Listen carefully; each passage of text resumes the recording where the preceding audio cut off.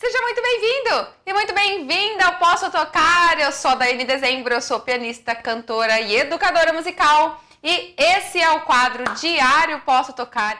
E é aqui que a gente conversa sobre os mais diversos temas que envolvem o universo do nosso crescimento musical, nossa intimidade, os nossos desafios, as nossas expectativas, as nossas angústias, as nossas superações, os caminhos para essas superações. É aqui que eu entro ao vivo para a gente bater um papo direto, reto e franco sobre isso, para que a gente compartilhe, troque esse conhecimento, então se sinta impulsionado no nosso desenvolvimento musical. Hoje, o tema que eu separei para esse bate-papo é o seguinte, Daiane: música, vou estudar música erudita, música clássica ou música popular? Qual que eu deveria, que repertório que eu deveria, que técnica que eu deveria focar para que eu, de fato, realmente aprendesse legal, para que o meu desenvolvimento musical fosse legal, fosse amplo, fosse um aprendizado bacana de verdade. Esse material que eu trouxe aqui pra gente vale muito a pena ser conversado, porque toda vez que a gente começa a fazer aula, a gente cai nessa dicotomia, nessa separação, assim, a gente tem que fazer uma escolha logo de cara, a gente tem que falar, será que eu vou fazer, então, o estudo do piano clássico, por exemplo, ou o estudo do piano popular? É a primeira coisa que a gente tem que definir logo de cara, sem entender muito bem o que está envolvido em estudar um instrumento clássico ou estudar um instrumento popular. E essa dicotomia, assim, não é positiva. Eu já vejo que a gente perde muitas coisas quando a gente vai só para uma área ou só para outra e não transita entre as duas, e é por isso, e é sobre isso que nós vamos conversar hoje. Eu queria compartilhar com você essa reflexão sobre isso, tá? Por quê?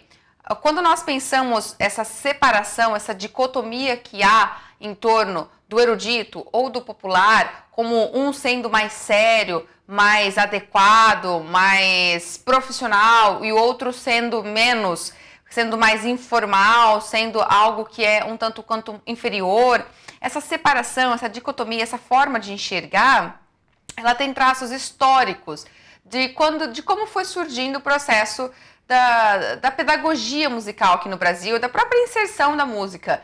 Desde quando surgiu, assim, o primeiro conservatório que abriu no Brasil, a primeira escola de música, o primeiro conservatório foi em 13 de agosto de 1848.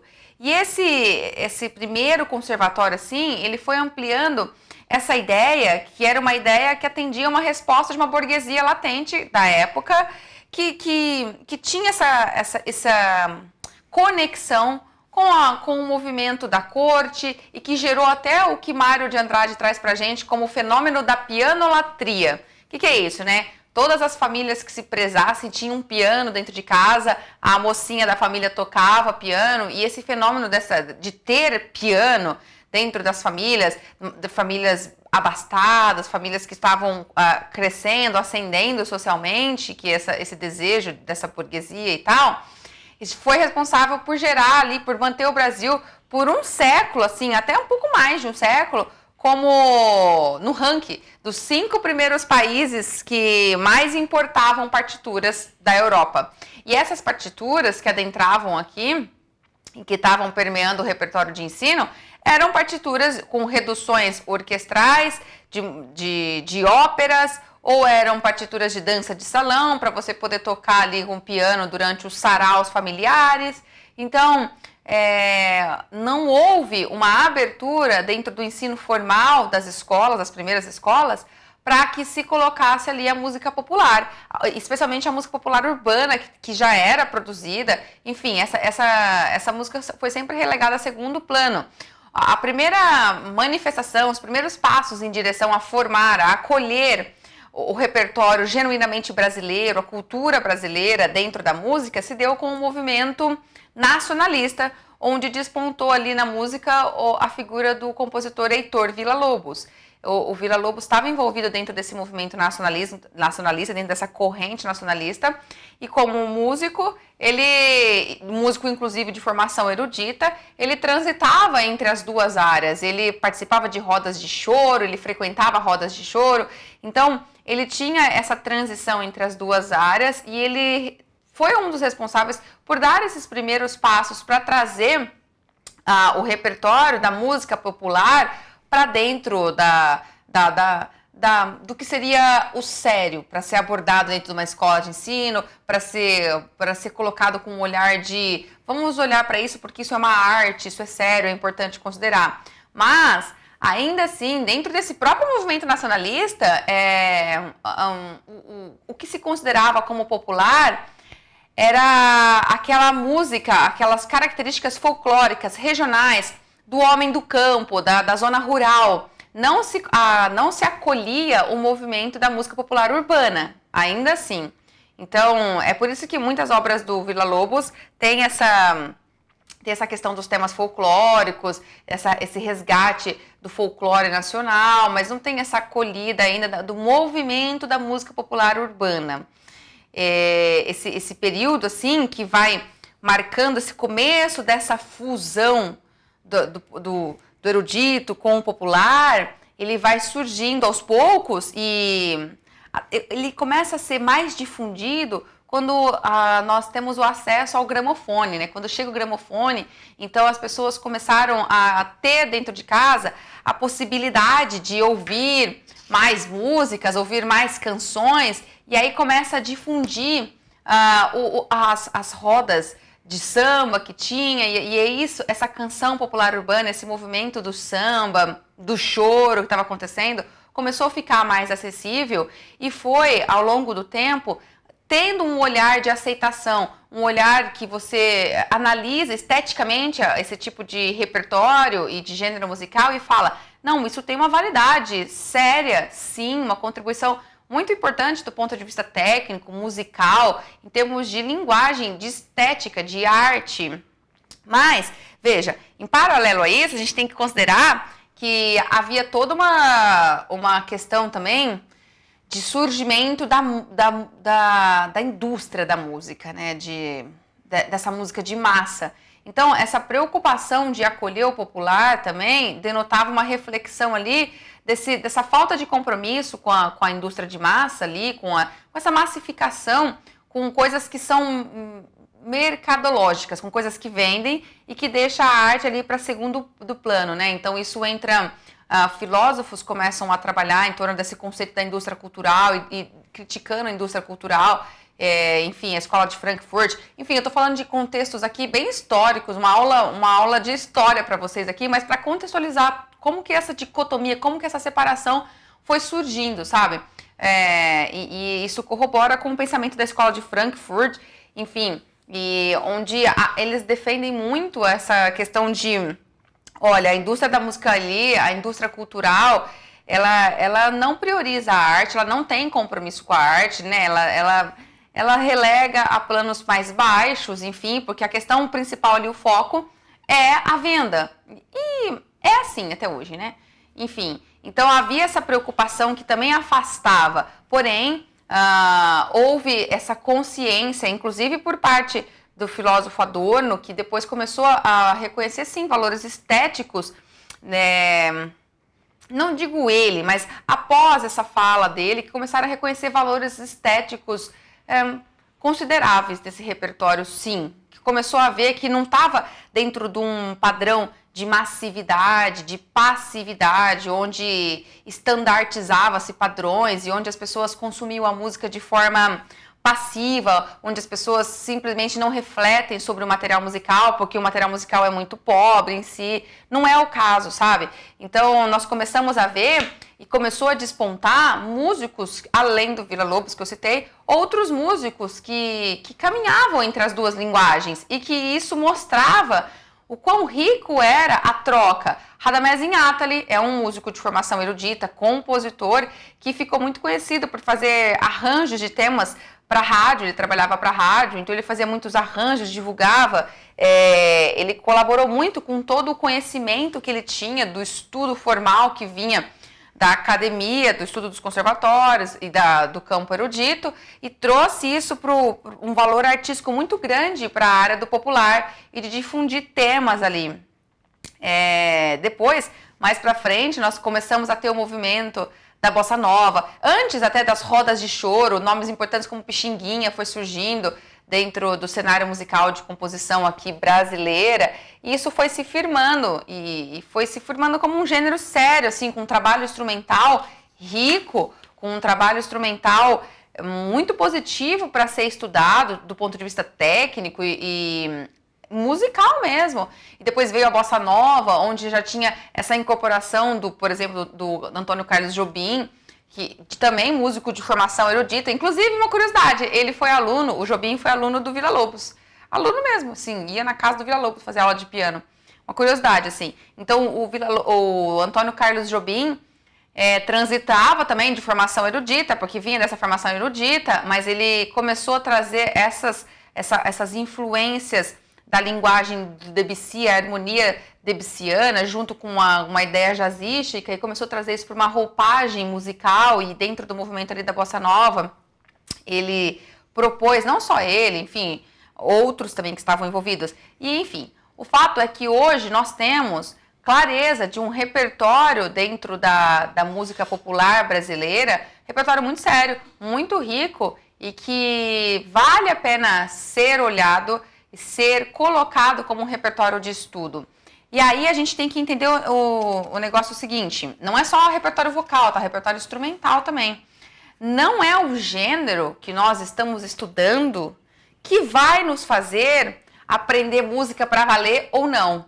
Não é o fato de você estar estudando música clássica ou então de você estar estudando música popular que você fica relegado a uma condição de aprender música para valer ou não. Isso é um puro preconceito e uma falta de entendimento do quanto os dois âmbitos de estudo, as duas dimensões, são ricas, são linguagens que muito contribuem para a nossa formação musical. E que ficar separando não traz a quantidade de benefícios que poderia trazer. Porque, veja, a música erudita, o repertório erudito, que já é consagrado, que é imenso, que já tem ali uma vasta bibliografia, porque vários e vários compositores já escreveram muita coisa. Então, é um repertório que nos permite lapidar muito a nossa técnica instrumental, é um repertório que nos dá a condição de desenvolver muito a habilidade da leitura musical, é um repertório que faz refinar a nossa sonoridade muito, porque as questões de interpretação, de sonoridade são muito trabalhadas, são muito refinadas dentro desse tipo de repertório. É um repertório que faz nós conhecermos diferentes linguagens estéticas, a linguagem desse compositor, desse outro, a gente estuda com essa dimensão, ok? Agora, o repertório popular faz nós desenvolvermos habilidades importantíssimas, como tirar a música de ouvido, desde sempre estimular muito o ouvido, como a prática do improviso, onde você vai se constituindo na sua personalidade artística, na sua personalidade musical, por essa ação co-criadora, porque a gente tem essa possibilidade de criar coisas dentro do repertório popular. A música erudita não nos permite isso, a música erudita nos permite um refinamento de algo que já está acabado, é a ideia de alguém que a gente vai interpretar, então a gente refina ao máximo para interpretar com excelência, mas nós não temos acesso a essa cocriação, que é o que há ali no universo da música popular, quando a gente tem a liberdade, o estímulo a desenvolver essa improvisação. E ao ter essa liberdade, esse estímulo de desenvolver a improvisação, nós aumentamos em muito a nossa compreensão harmônica, de fato, nos apropriamos disso, expandimos o nosso ouvido. Então, você percebe que são áreas de estudo que trazem, se forem colocadas de forma lado a lado, ao mesmo tempo, são áreas que trazem uma formação mais ampla, porque o que uma socorre, a outra não socorre, mas os benefícios que essa aqui nos traz para a formação musical são tão importantes quanto essa daqui. Então, a dicotomia, a separação é que é um tanto quanto perigosa. E é o que eu gostaria de compartilhar e dividir aqui com você. Nós ficarmos consagrando essa ideia de que a música erudita é mais séria, eu tenho que estudar piano clássico, eu tenho que estudar repertório de Mozart, de Bach, ou mesmo dentro do meu instrumento, eu tenho que estudar isso, e estudar, sei lá, Egberto Gismonti, Hermeto Pascoal, estudar Pixinguinha, não é tão importante quanto, eles não são consagrados. Essa visão é uma visão que você está perpetuando aquela ideia, que é uma ideia já que vem desde a formação do conservatório, das escolas, que é essa ideia europeia de achar que lá é melhor, ao mesmo tempo de que se você falar o seguinte, não, eu vou estudar erudito, eu vou demorar anos para tocar as músicas do erudito, são muito difíceis, é melhor eu pegar o popular que vai rapidinho. Também é uma ideia onde você está com uma ideia super romantizada e super simplista do que é o repertório popular. Não é assim que o popular é super fácil, eu aprendo em 2 segundos e o erudito é super difícil. Não funciona assim. Na verdade são linguagens. Se nós aprendemos o que é a linguagem, a proposta do Vivaldi dentro da obra dele, nós aprendemos qual é a proposta do Hermeto Pascoal na obra dele. Nós aprendemos qual é a proposta do jazz que a gente está estudando, dos compositores de jazz, enfim, que a gente está estudando. São linguagens onde nós vamos ser formados. E essa ideia simplista de que o popular é mais fácil, não é bem assim não. O que você está em mente quando você tem essa ideia do popular é mais fácil, com certeza é do popular massificado, é daquela música popular que está aí dentro da indústria cultural, da indústria fonográfica, que são as músicas que a gente sempre encontra, que a gente canta, que está na boca do povo ali, que tem 4 acordes e quase são os mesmos acordes, só muda a tonalidade e o padrão de acorde é o mesmo. E aí você percebe que há uma massificação de padrão e que então, de fato, se torna mais simples. Sim, porque são sempre os mesmos padrões, ok? Mas nós temos que expandir a nossa visão do que é o gênero popular. O gênero popular urbano, que nos remete à nossa identidade e que não está associado aos consagrados da literatura musical, que são um tanto quanto mais próximas, atuais, mais próximos de nós, eles não são de forma alguma abaixo. São linguagens musicais diferentes, contemporanizadas à sua época, à sua proposta, ao seu ideal artístico.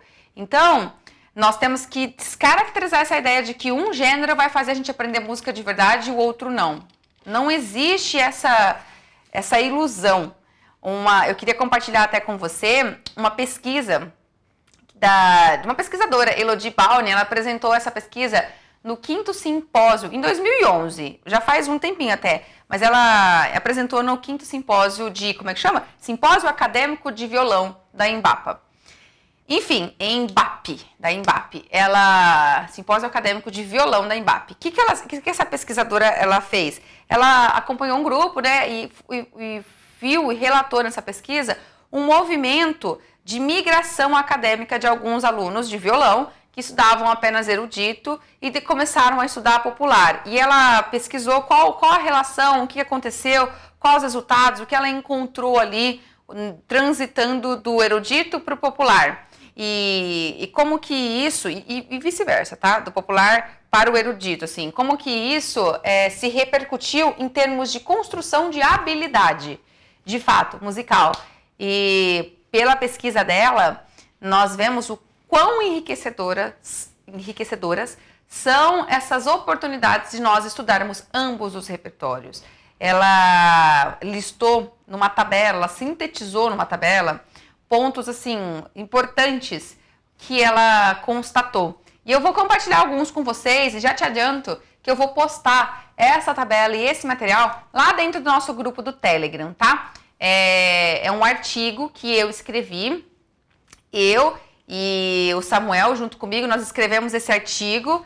E é um artigo que entrou enfim, dentro do nosso programa de pós-graduação, enfim, é um artigo que eu vou compartilhar lá e dentro desse artigo tem essa pesquisa relatada. Então, se você quer aprofundar esse tema, pode acessar o Telegram, tá? Que assim que terminar aqui, eu vou postar e você pode pegar esse material. Mas o fato é o seguinte, ela fez uma tabela ali, a Elodie Bauny, e ela colocou o seguinte, olha só, violonistas, a pesquisa dela foi focada com um grupo, tá? Ela falou na questão do som, da sonoridade.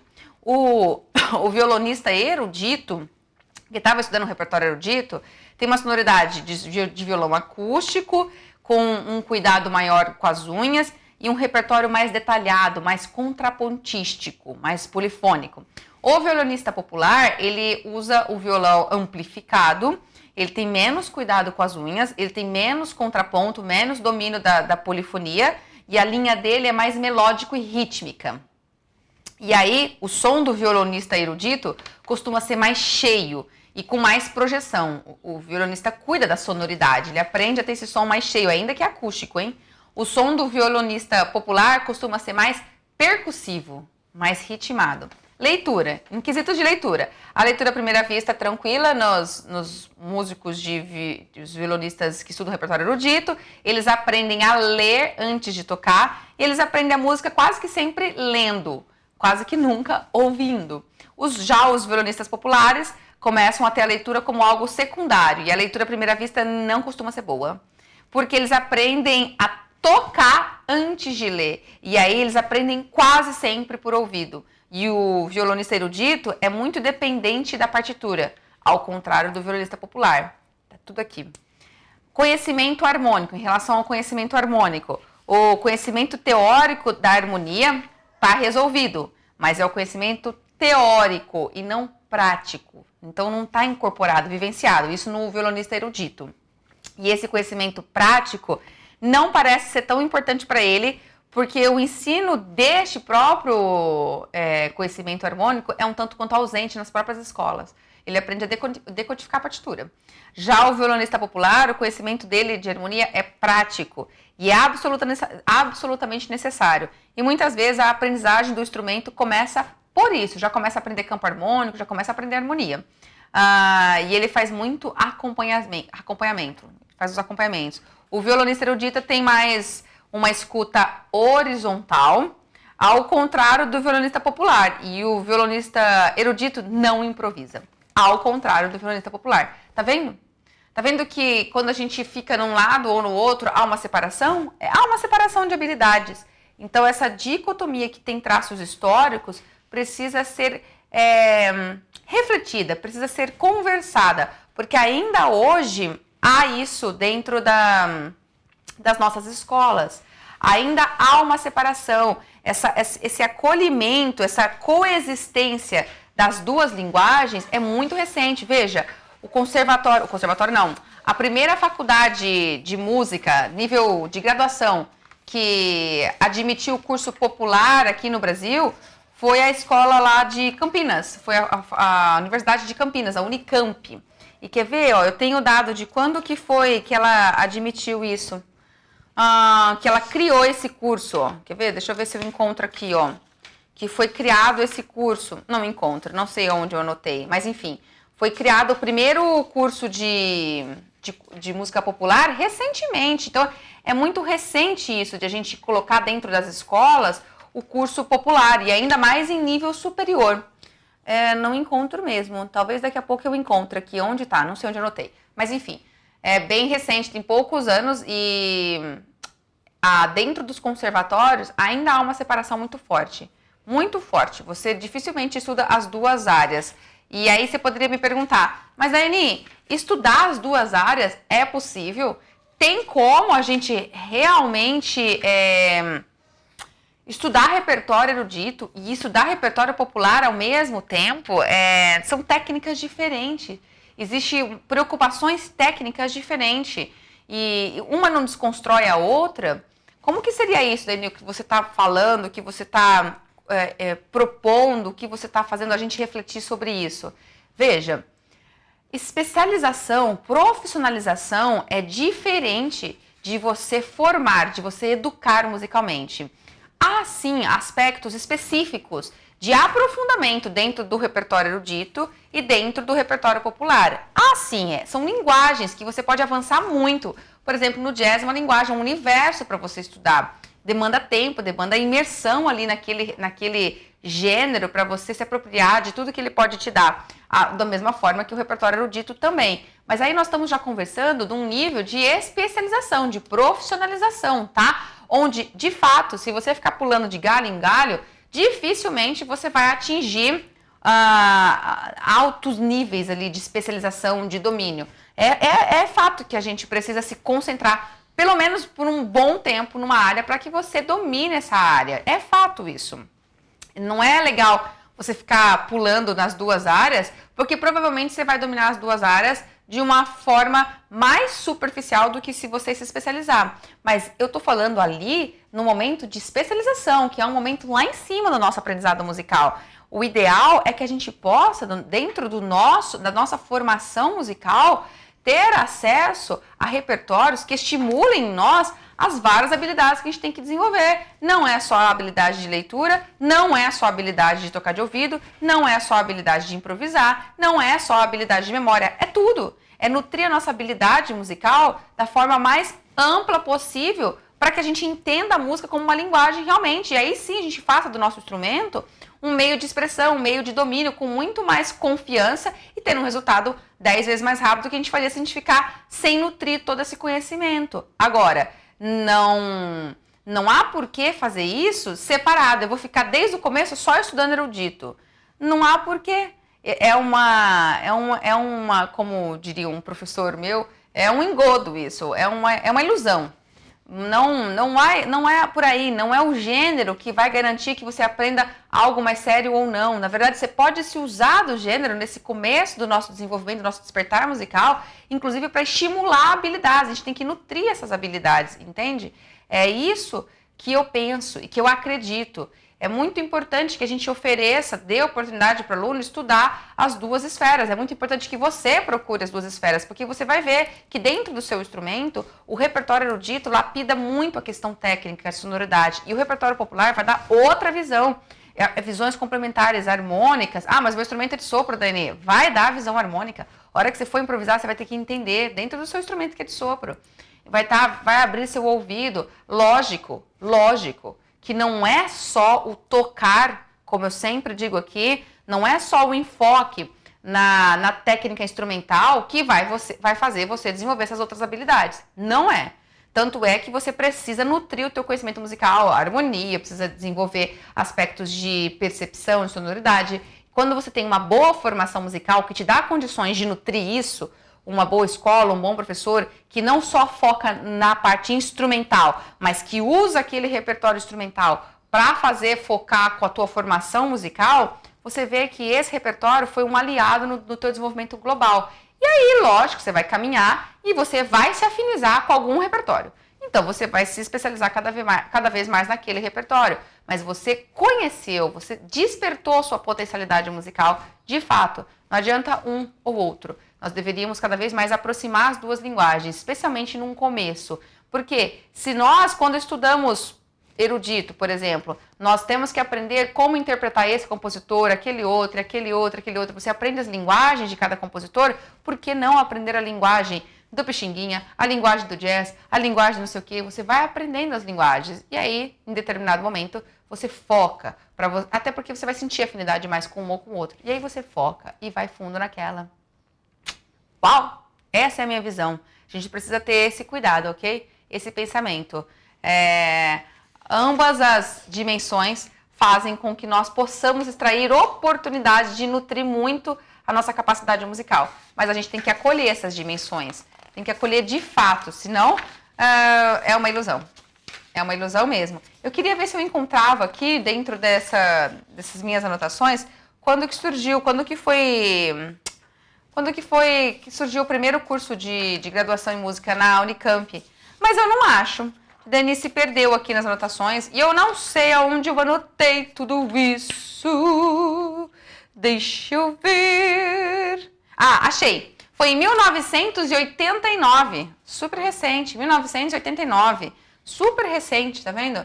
Que é o primeiro curso superior de música popular. E não sei. Bom, eu acredito que na região sul do país também já tem alguma coisa. Eu acredito, nunca fui pesquisar, tá?